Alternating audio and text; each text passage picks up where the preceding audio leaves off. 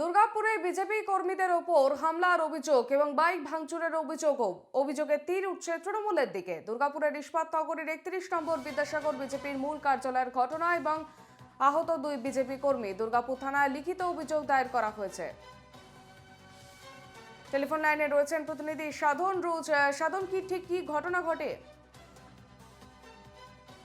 রাখি 31 নাম্বার দুর্গাপুরের 31 নাম্বার বিদ্যাসাগর যে এভিনিউতে যে মূল যে বিজেপির কার্যালয়, সেই কার্যালয়ে কিন্তু যে সমস্ত মানুষজন তৃণমূলের দ্বারা আক্রান্ত হয়েছেন এবং ঘর ছাড়া যে সমস্ত মানুষ, তাদের সঙ্গে কিন্তু কথা বলতে এসেছিলেন বিজেপি যে দিলীপ ঘোষ।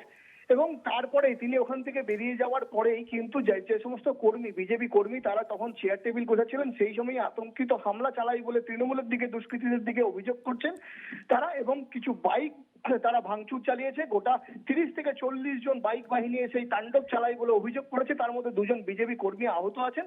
তারা ইতিমধ্যে কিন্তু দুর্গাপুর থানায় তারা একটা লিখিত কমপ্লেন জানিয়েছেন এবং পুলিশের পক্ষ থেকেও কিন্তু আশ্বাস পেয়েছেন যে যদি পুরো তদন্ত করে খতিয়ে দেখে ব্যবস্থা না হবে। যদিও এই ব্যাপারে তৃণমূলের থেকে কিন্তু পুরো অভিযোগ অস্বীকার করা হচ্ছে বলে ভিত্তিহীন বলে জানাচ্ছেন। ধন্যবাদ সাধন।